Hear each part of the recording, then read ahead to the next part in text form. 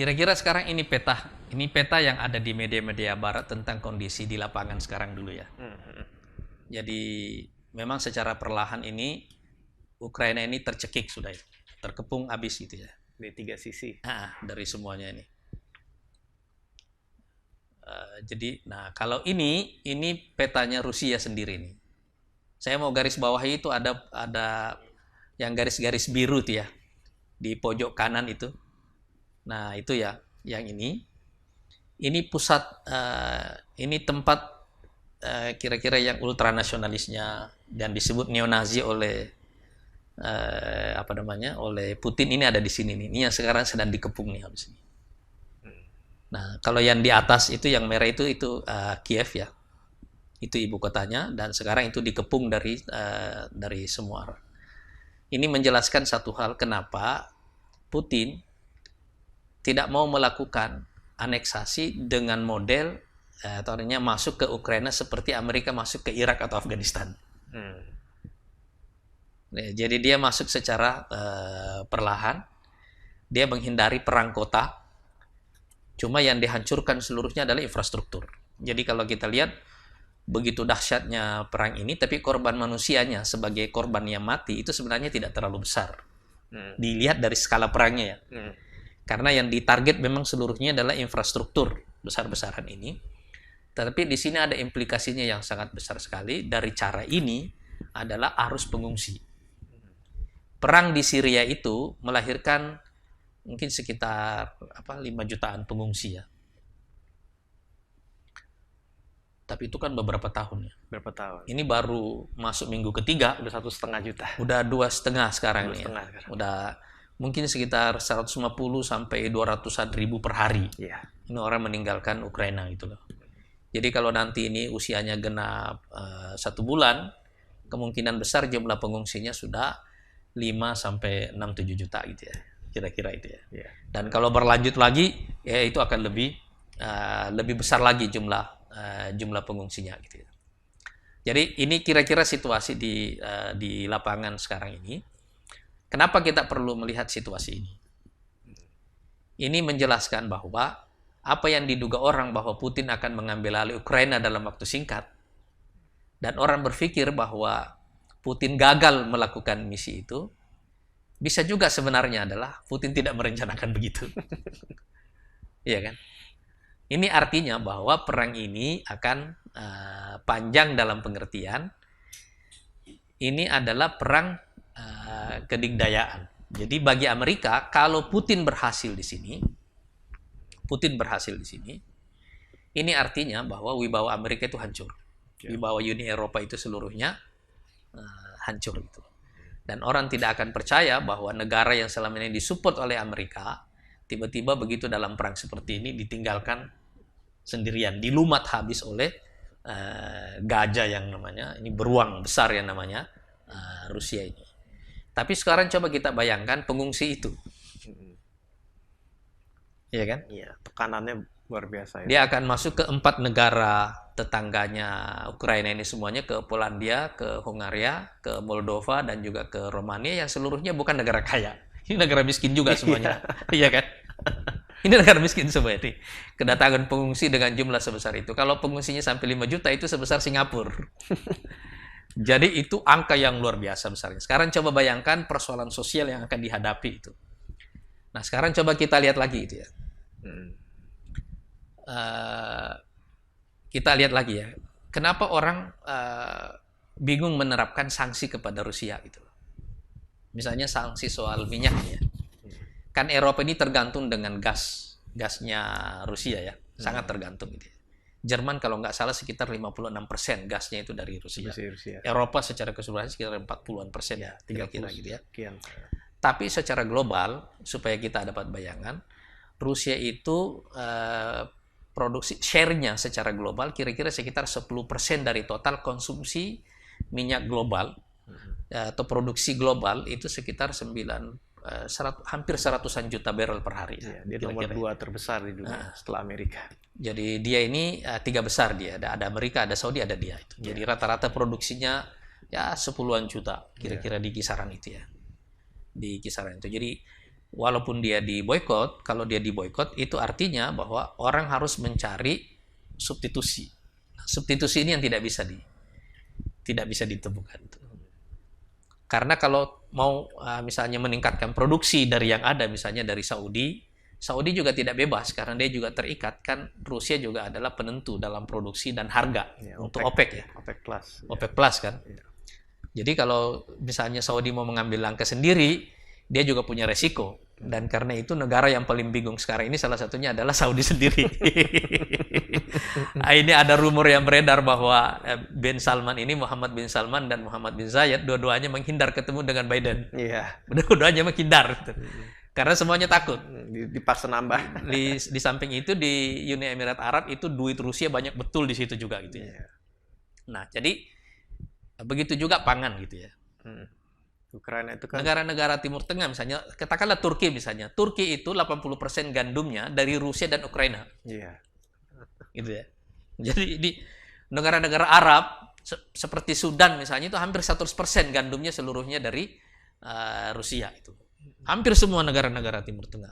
Dan sekarang kalau ini semua diblok, ini ada ancaman kelaparan dahsyat. Iya, betul. Jadi ini ada ancaman keamanan pangan dan ancaman keamanan energi. Nah, sekarang coba kita lihat dampaknya kepada ekonomi secara global. Inflasi.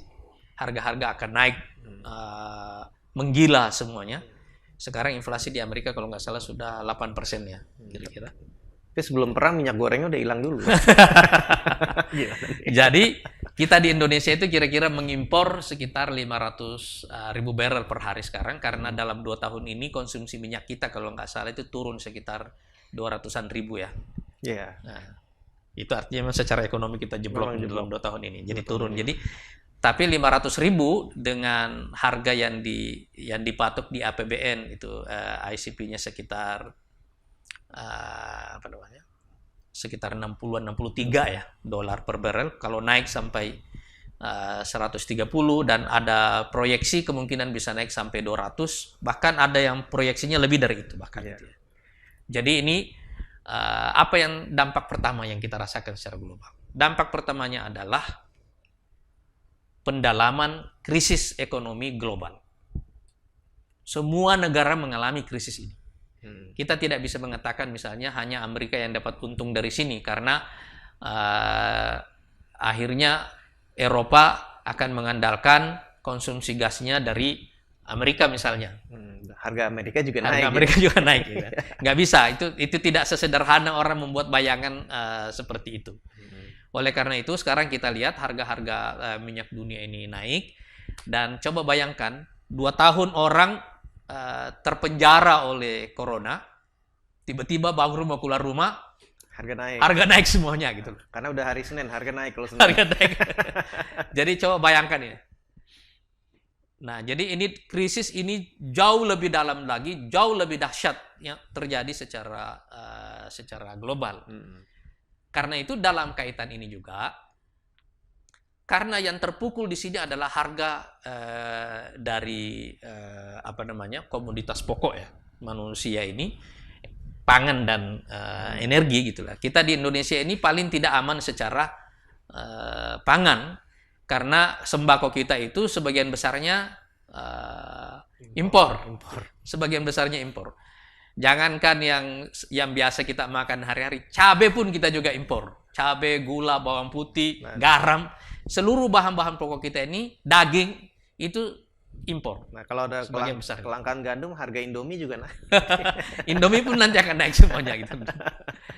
Jadi ini kenaikan harga pangan bukan hanya nanti kelangkaan produksinya, tapi juga kenaikan harganya. Bahkan kalau kita mau impor pun, eksportirnya juga belum tentu bisa. Misalnya karena salah satu kekuatan Rusia sekarang ini kan pupuk. Ya. Yeah. Dia ini salah satu produsen pupuk terbesar di dunia. Dan dia ini juga, Eropa ini relatif tergantung juga bukan hanya dengan minyaknya tapi juga dengan pupuk dari Rusia gitu. Jadi ini krisis ekonomi akan jauh lebih dahsyat, jauh lebih dalam daripada yang sudah kita alami dalam 2 tahun terakhir ini. Nah, sekarang coba bayangkan ini ada pandemi, ada krisis ekonomi, terus ada perang, dan jangan lupa ini ada isu climate change, perubahan iklim. Bagaimana kalau di tengah perang ini, perangnya nanti meluas, ini krisis ekonominya menjadi lebih dalam, kemudian ada bencana alam yang lebih banyak. Coba bayangkanlah semua ini terjadi. Kira-kira bagaimana moodnya orang-orang yang pegang tombol-tombol nuklir itu, tombol-tombol itu. Coba bayangkan situasi seperti itu. Nah jadi ini poin yang pertama ya. Ini dampaknya secara global. Ini pendalaman krisis ekonomi secara global. Yang kedua, setelah pendalaman krisis secara ekonomi global ini, ada satu yang biasanya terbentuk dalam situasi seperti ini, yaitu pembentukan ulang aliansi-aliansi politik dan keamanan atau militer atau pertahanan secara global. Kan sebelum perang ini kita melihat Amerika sudah membentuk aliansi-aliansi baru. Dia kembali kepada core Anglo-Saksonnya misalnya dengan AUKUS ya. AUKUS. Ada Amerika, ada Inggris, ada Australia. Kemudian dia bentuk Quad, dia masukin Jepang dengan India di situ. Dia membentuk ini aliansi-aliansi global ini terus-menerus, dan sekarang tentu saja dalam situasi perang ini Cina dengan Rusia ini pasti jauh lebih dekat daripada sebelumnya. Begitu juga Uni Eropa pasti kemungkinan besar bisa lebih dekat juga dengan Amerika sekarang. Cuma dalam kedekatan ini resikonya kan ada di Uni Eropa sekarang. Karena perang terjadi di zonanya dia. Ini perang di Ukraina ini bukan di Irak, bukan di Syria, bukan di Afghanistan. Ini di Eropa. Di zona paling aman di dunia. Sesuatu yang mereka udah hindarkan sejak Perang Dunia Kedua. Ini kan trauma Perang Dunia Pertama, Perang Dunia Keduanya ini muncul kembali. Tetapi ini memaksa pembentukan aliansi-aliansi politik baru. Nah, pembentukan aliansi politik global baru ini yang harus kita waspadai. Karena di sini cepat atau lambat bukan hanya kita akan terseret akibat dampak krisis ekonomi global tadi ini, tapi juga kita bisa terseret dalam aliansi-aliansi pertahanan atau keamanan atau politik secara global ini. Ini poin yang kedua. Sebenarnya kenapa saya mengajukan ide tentang Indonesia 5 besar dunia itu? Karena inilah yang kita antisipasi. Ini yang saya maksud, semakin ide ini menemukan relevansinya supaya kita jangan mengalami apa yang dialami oleh Ukraina. Ukraina ini korban dari dua kekuatan adidaya yang bertengkar. Cuma mereka ini salah memposisikan diri, para pemimpinnya ini. Seharusnya dia netral dari awal. Dia tahu posisinya, dia tidak mungkin bisa melawan Rusia. Tapi beberapa hari sebelum invasi ke Ukraina itu, Zelensky sendiri, presiden Ukraina ngomong, dia mulai akan membangun kekuatan nuklirnya. Kata Putin, serius? Serius mau bangun nuklir? Iya kan? Saya tidak mengerti cara berpikir mereka itu. Nah, coba kita lihat pengalaman kita dulu. Kenapa kita dijajah Jepang? Karena Jepang masuk dalam Perang Pasifik. Dia perlu basis teritorial baru. Diambillah seluruh wilayah ASEAN, termasuk Indonesia. Perlu karet, perlu bensin. Dia perlu semuanya kan? Coba kita lihat dulu. Revolusi industri di Eropa. Jauh betul dari Indonesia gitu loh.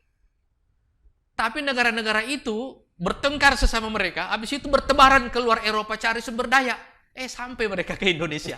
Kita jadi jajahan Belanda ratusan tahun.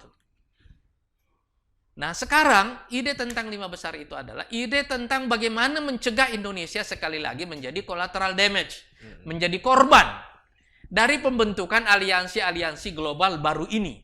Dan ini yang saya rasakan betul bahwa para elit-elit Indonesia tidak menyadari betul masalah ini. Ini masalah yang sangat berbahaya. Sangat urgen dan sangat genting bagi kita, tetapi orang tidak menyadari. Kita tiba-tiba terbawa dalam arus tarik-menarik kekuatan-kekuatan global ini tanpa mendefinisikan kepentingan nasional kita secara baik. Ini poin yang kedua yang saya menggarisbawahi. Poin yang ketiga ini dampaknya ini adalah kemungkinan terjadinya revolusi sosial di setiap negara di seluruh dunia akibat krisis ekonomi. Macron kemarin sudah menyatakan bahwa ancaman kelaparan bagi Eropa itu nyata.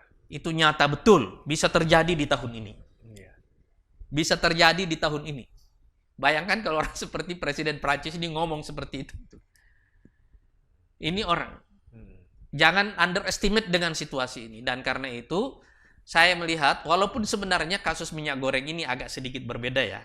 Agak sedikit berbeda karena ini ada masalah prioritas mau ekspor karena harganya lebih bagus. Kalau di dalam terlalu naik harganya dan seterusnya. Tetapi ini masalah yang bisa memicu terjadinya revolusi sosial. Dan ini yang paling pokok ini. Ancaman disintegrasi bangsa. Ancaman disintegrasi ini terjadi bukan hanya tapi ini terjadi di seluruh dunia. Sebabnya adalah karena, ini poin yang keempat. Bersamaan dengan terjadinya krisis ekonomi global itu, pembentukan aliansi dan revolusi sosial yang terjadi ini, para pemimpin nasional di semua negara ini tidak mengerti harus bagaimana. Orang bingung. Tidak punya jawaban atas krisis itu. Sehingga negara-negara yang besar, termasuk Amerika Serikat, China, Rusia, dan Indonesia ini, negara-negara besar seperti kita ini, itu mengalami ancaman disintegrasi. Sekarang coba kita lihat misalnya di Indonesia, ini masalah Papua ya. Kelihatannya ini tidak berhubungan, tetapi ini nanti bisa ketemu, akan ada titik ledaknya ya. Bagaimana ceritanya investasi Indonesia makin besar di Papua, tetapi gerakan separatisnya makin kuat juga. Itu tanda tanya itu. Nah sekarang kalau revolusi sosial akibat krisis ekonomi ini nanti tidak manageable, tidak bisa ditangani oleh pemerintah, kita bisa membayangkan, jangankan ngomong soal 3 periode ya. Yang ini ancaman nyata di depan mata gitu ya. Ini ancaman nyata. Jadi ini poin yang ketiga, ini masalah revolusi sosial yang mungkin terjadi di semua negara, termasuk di Eropa sendiri. Dan karena itu model-model penggalangan massa turun ke jalan itu akan menjadi tren secara global. Tapi berbeda dengan model revolusi demokrasi yang terjadi tahun 90-an. Kalau dulu revolusi itu umumnya direkayasa oleh Amerika dan Eropa gitu ya. Tapi kalau ini revolusi orang lapar yang tidak ketemu jawaban. Sekarang ini defisit APBN kita sebenarnya itu 5-6%. Iya. Ya kan? Kita ini hanya menyembunyikan fakta-fakta yang buruk, berusaha menutupi. Tapi ini akan meledak suatu waktu. Ini akan meledak suatu waktu itu. Fakta-fakta yang buruk ini tidak bisa terlalu lama kita tutupi, sebab akhirnya angka-angka makro yang ditulis di koran, termasuk akhirnya endorsement dari lembaga-lembaga survei tentang approval rating, tingkat kepuasan, tapi sementara orang di bawah ini lapar, dan seterusnya. Ini kan masalah. Itu pada suatu waktu akan menjadi titik ledak. Itu poin yang keempat adalah terjadinya friksi di kalangan elit-elit nasional pada setiap bangsa karena mereka tidak mampu menemukan jawaban. Dan satu-satunya cara bagi pemerintah untuk bertahan adalah dengan semakin banyak menggunakan kekerasan. Ya, represi. Represi. Orang semakin banyak menggunakan polisi. Karena mereka tidak punya jawaban atas masalah. Sementara orang berontak, orang bergerak, dan akhirnya orang menggunakan kekerasan lebih banyak. Ini akan dilakukan di hampir semua negara. Karena faktor-faktor ini. Jadi kalau kita melihat poin-poin ini tadi yang saya sebutkan ini dampak dari perang ini gong besar ini ya. Sehingga ini secara waktu ini akan panjang, ini akan sistemik, berdampak ini vertikal dan horizontal sekaligus. Dan karena itu, saudara-saudara sekalian, memang kita tidak menceritakan sesuatu yang buruk, tetapi kita tidak boleh menutup mata dari fakta yang sebenarnya terjadi. Itu intinya. Gitu.